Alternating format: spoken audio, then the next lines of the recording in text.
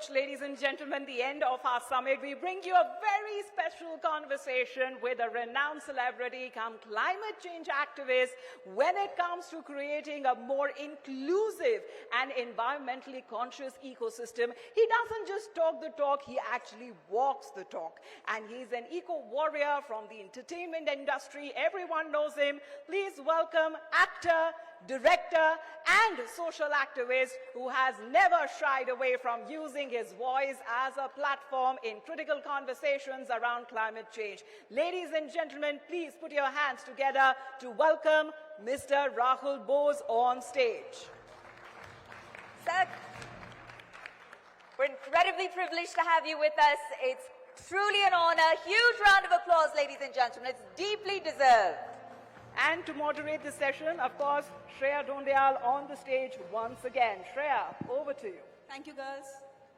Hello, Rahul. Thank you very much. What a pleasure and an honor to have you here on the India Climate Summit. Thank you so much. Thank you. The pleasure is mine. Can I start by asking you how an actor becomes a climate activist? And I don't ask this flippantly. I ask you this because you're a working professional. You're an actor. You're a director. You've played rugby for India for 11 years. You're now the president of the, of the rugby union. How do you find the time for climate activism? I mean, actually, I think it's not that all of us have different likes and dislikes, different passions. So this was something that I got very involved in. When was COP15? That was in Copenhagen, right? Yeah, was it 2012? 11, 12, I would say. I'm thinking, yeah.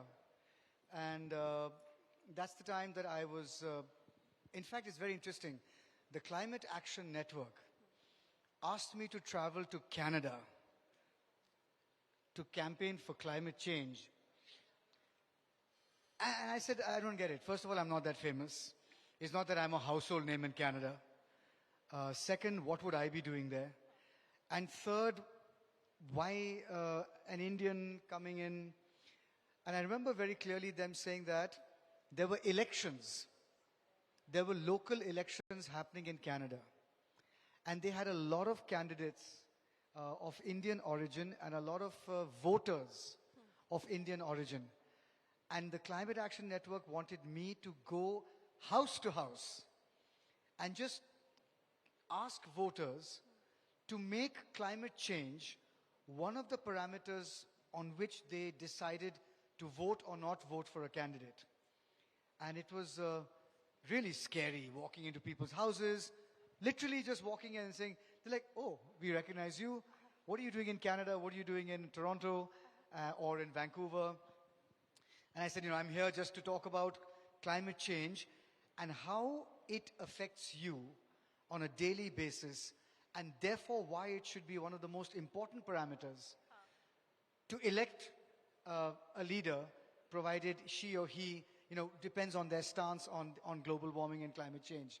And that was the time that my interest, obviously I was very interested before that, but generally I think I've just always been interested in an issue, Shreya. Look, there are issues that we can all be concerned about because we see the horror of it.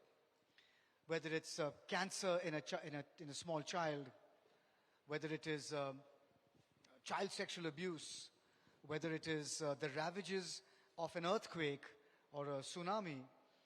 And to react to these events, to these moments, are fairly easy because they appeal to sympathy, they appeal to the fact that there's somebody in a really, really bad spot. We get that. But the problem with climate change, even today, despite what's happening, is it's somehow remote. Distant. Not only is it distant, I somehow can't change it.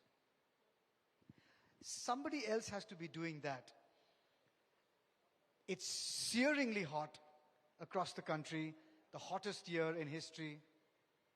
It's snowing when it should be summer in some parts last year. It's ruining crops, but it's kind of far away. It's the weather.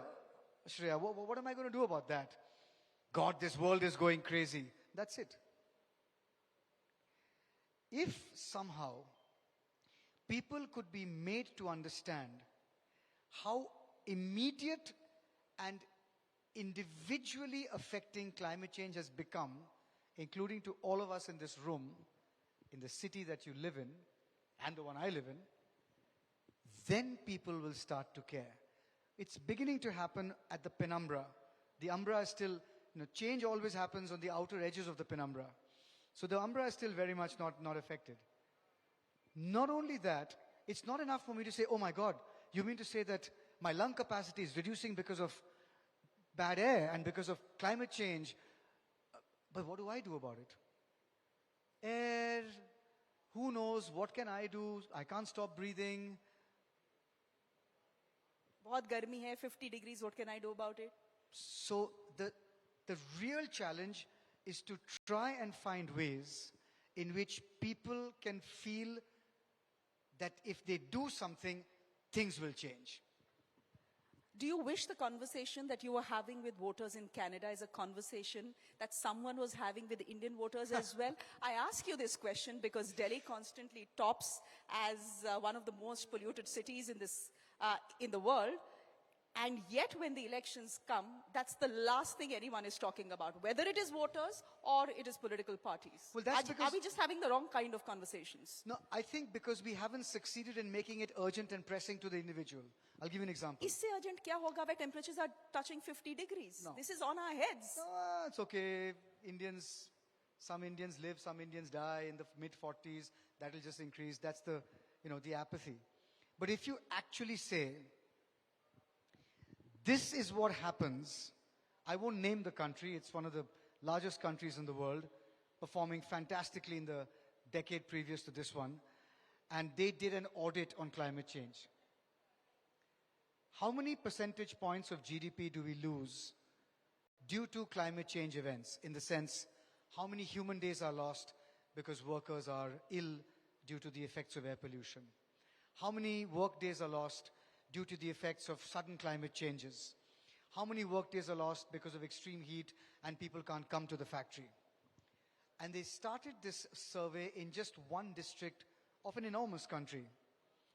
And they found at the time their GDP was rising at 10%, and they found that all 10% of it was wiped out by climate change events. They were actually not progressing at all. So they stopped the entire survey.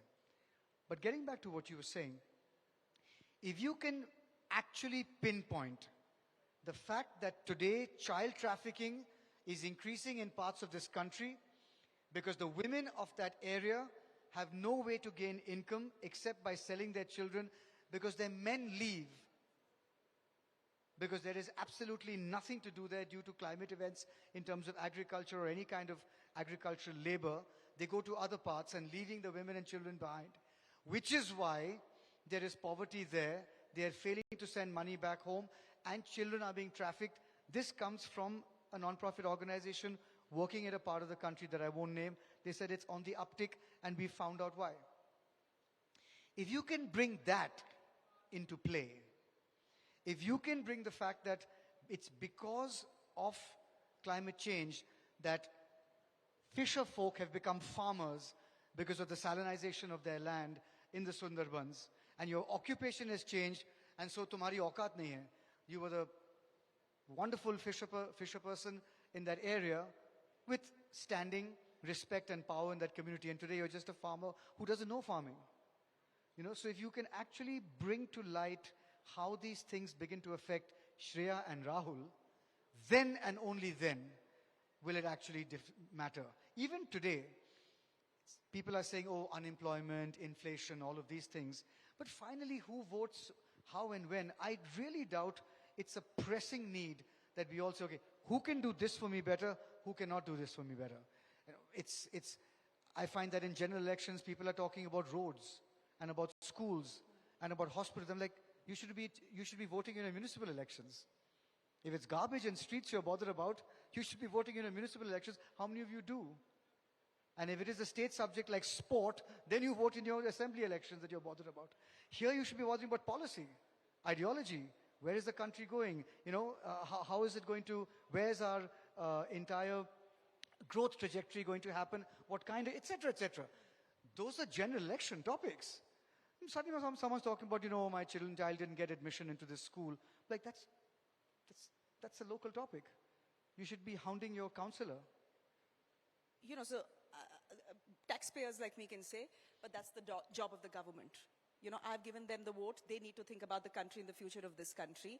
I've put my future in their hands. And there is this big summit that happens in a nice part of the world somewhere. It's called the COP, and world leaders and 200 countries are supposed to get together and discuss all these things. You've been to one of those conferences. Have you come back thinking, karte kya hai? Oh, I knew exactly what was going to happen. I was sitting with 62 climatologists and from all over the world. Literally, they had split the globe into 62 bits. And each of them was presenting a paper on the Polynesian islands and the rate of the rate of rising sea levels and what it would do. At the time it was 2012, so 2030, 2040, all of that. And at the end of it, it was pretty easy for all of us also understand that if you're going to burn fossil fuels, which are responsible for about 25-30% of methane emissions, if you're going to burn fossil fuels, which are responsible for outside of methane, all the other emissions in terms of carbon dioxide and methane are the gases most responsible for global warming. If you're not going to stop this, then where's the conversation? I can use a wooden toothbrush till I die. How is that going to actually help? If you have to make, and right now, I've already said, I believe that it is, I won't say it was too late. It is so late that we keep saying it's not too late. But it is so late that unless you make massive political choices, policy choices, changes and transformation, you're not going to beat this. It's not going to happen. Yes, please do use a wooden toothbrush and stop using plastics. Who would say no to that? But if you really want things to change, it ain't happening this way. And I could see that at COP15. Where was the political will then, and where is it now? Where is it? Who's actually turning around and saying, done? No, that's not the conversation. It still isn't. And the reason for that is very simple. You're not going to see the suffering that is going to happen in your lifetime. And that comes down to the essence and the brutal reality of human beings. We don't care about those who come after us, because it demands from us not immediate empathy. It demands from us a potential empathy, an empathy for people to come, an empathy for a planet in which I will not be there. And it is such a fine quality of empathy that you're asking of human beings. I haven't seen it. I have probably seen it fingers of both hands in my life in human beings. The ability to say, not for me, but for them. And that is why, that is the fundamental reason why this doesn't work. So you're saying talking about climate change, thinking about it, acting about it, is more about morality and decency? Morality, no. Even decency, no. These are very reductive words. It's about basic understanding that your soul is a part of a continuum of life and living beings on this earth. All living beings. There's no point trying to grab something, because finally it's like a 400-meter track. You'll have to come back. You'll have to come back. And in what shape or size will you come back if you're going to be eating up part of the track here? It is finally the most destructive mentality you can have. And I can't understand how you can be a life-affirming human being if you don't do this. If you're not conscious of this, I cannot understand how you can look at yourself in the mirror. It's difficult. I'm not saying you have to be a bleeding heart, start an NGO, nothing like that. Simple things. Why do you need 3 cars? You need 2 cars. Why do you need 16 rooms in your house? Seriously. You know and I know, after the 5th room, do you even visit that 6th room in a week? Or the truth is, if you have one favorite room, which you use 80% of the time. The truth is, if I give you a massive piece of land to build a house, you will build a house, you will build a fence, you will plant an imli tree, and you will sit there. You will not be you won't care about those lands. That's how human beings are. We are nesters. We like that feeling of, this is my corner. So how much is enough? How much is enough? It's ridiculous. I mean, I'm not going to shower myself with glory. I still live in a 2-room house. I had 2 rooms. I had a room when I was a kid. And now I have 2 rooms. And I don't want a 3rd. What will I do with the 3rd? What will I build there? Gym I go to the gym. What will I build there? Pool, I go and swim somewhere else. What will I build there? What will I do with it?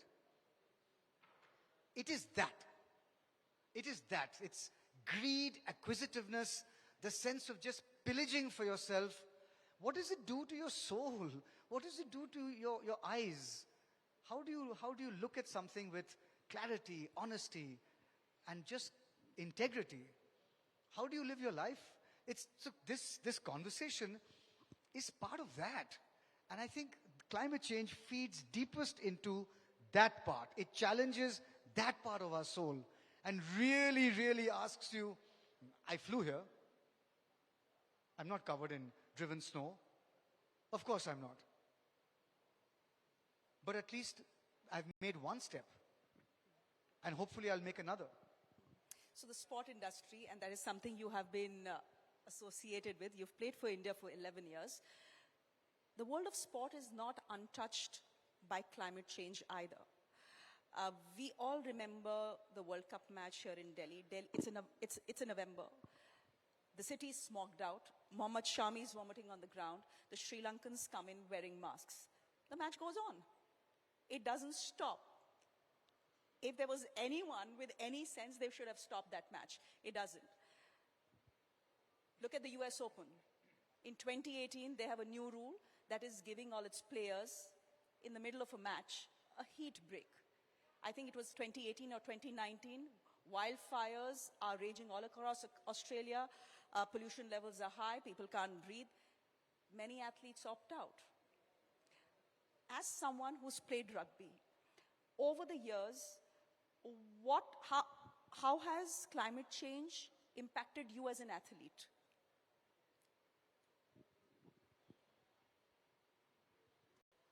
I mean, we're having our nationals right now. They're going on in Balewadi near Pune. Why?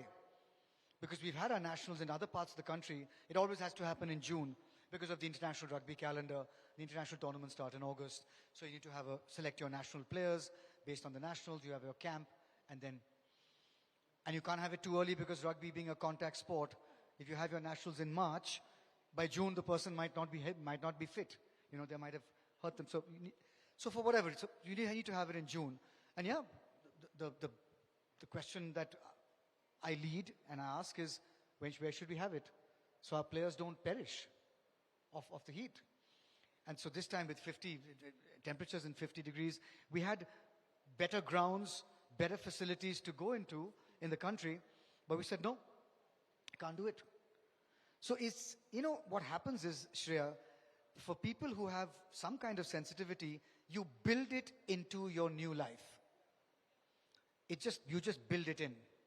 You don't have games between, I remember we were in a part of the country that was very hot last year. We didn't have games between 12:30 and 3:30. We just stopped the games and said, okay, we'll put in floodlights and go all till 10, but we won't have it at the time. So it becomes, human beings are terrific at adapting, adjusting, and pretending nothing's really gone wrong. Is that the problem then? I mean, we've had a summer election where at least 50 polling officers have died in the middle of the election. So one hopes that this is the last summer election we have. No, I was talking about sport. Yeah, but is that how it's going to be with sport as well? Yeah, I think so. There will be these small changes, And then there will be cities that will conveniently disappear off the sporting map because of their pollution levels. You know, you will have that. You will. And there will be discussions as to if we have it in this city, we'll have to have it in the summer. If we have it in this city, we'll have to have it after the rains. Those conversations have already started. I mean, certainly started with us. So here's something interesting. I was reading somewhere as I was coming into this discussion that of all the cities that have hosted the Winter Olympics, none except one will be able to hold another Winter Olympic by 2050 because there will be no snow and there will be no ice. So that is where it is going. Do you think the world of sport is doing enough to address it? I ask you this question because you've been a sport person yourself. One study tells us, you can choose to disbelieve it, but one study tells us that the amount of greenhouse emissions emitted by the sport industry is equivalent to a mid-sized nation. Because, you know, most of the tournaments happen one place, all the athletes are traveling, their entourage is traveling, you're building stadiums, you're building roads, etc., etc. Do you think the world of sport has done enough to address these concerns? I know that Paris is trying to do it, but look at what the US is doing. आप ठंडा नहीं करोगे तो हम अपना air conditioner ले आएंगे US से. It depends who you ask. Somebody will say yes, somebody will say no. But, you know, it's a very interesting question you've posed. How much do I live? How much do we live for something that gives us evidently so much pleasure? And how much do we lose? It's a trade-off you're going to have to do all the time. You do it with your kids. How much do you live and how much do you lose? You live too long with them, you begin to lose the relationship. You live too short with them, you don't live with enough quality, with enough depth. So with sport versus climate change, you're going to have to ask this question. At the end of the day, which of these two is better for the human soul? And there has to be a via media. It's not an economic question. It's not a physical question. It's a question of consciousness. You do things that give you enormous pleasure, you know, because, and then you say, you know what, the pleasure I get from this is greater than the suffering I'll have later. We make those decisions all the time. You know your child is going to get irritated if you ask them where they're going out this evening or what they want for dinner. But you do it because you say that it's my expression of my love. I might be snubbed and I might, oh, come on, whatever. That's okay, but that's something that I'm willing to suffer. I see it all the time. But that idea is the crux of existence. Can I ask you in conclusion, what is it that worries you the most?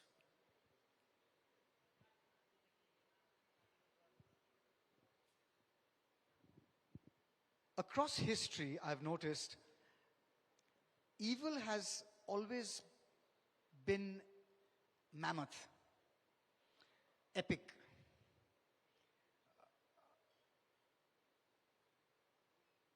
Evil has the ability to take large numbers of people with it.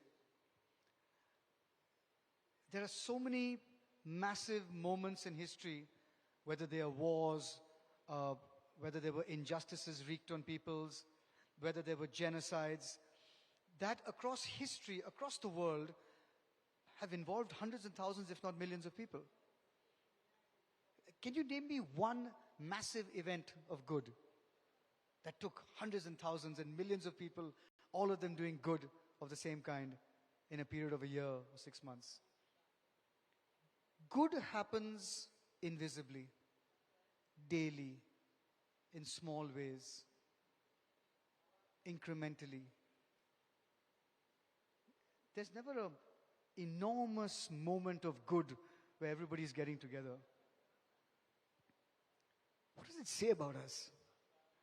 What does it say about us? That we are quick to join millions to wreak havoc and pillage and plunder. And when somebody says, come on, hold my hand, let's, go and plant a tree. There will be people who will plant trees. Individually, invisibly, every day they're doing it. That is the chewing gum that I think keeps civilization in its pretty complicated way alive today. But, and that is finally what withholds those big cannonballs that come every, 100 years or whatever it is. But otherwise, I mean, that is one thing I wish I could change, that there would be, that human beings would respond. Look at my industry, cinema, violence, evil. That's who you remember, those characters. That speech, that moment, that's what you remember. Because peace and love and goodness, yeah, but it's not going to grab eyeballs. Oh, look, this is a peaceful person walking down the street. Big deal. That's not gripping cinema. Cinema is about conflict. Get it? So, it says something about, I think it says fundamentally a lot about human beings, that we've respond to violence and evil with a visceral speed that we don't respond to good with. That's what bothers me the most. You sound like someone who's given up hope already. Given up hope already? You got to keep living, man. Rahul Bose, thank you so much. What a pleasure this has been. Sorry to depress you. It's a reality check. Ladies and gentlemen, what inspiring words. What inspiring words. All right. And Rahul, we certainly are very, very honored and privileged to have you amongst us. You are an eco-warrior from the entertainment industry. We salute that. We applaud all that you do, and we want to present you with a special certificate that reflects the 10 trees that we have planted in your name as a part of a special initiative between the Times Network and Sankalp Taru Foundation. Thank you so much, Rahul. And thank you so much, Shreya.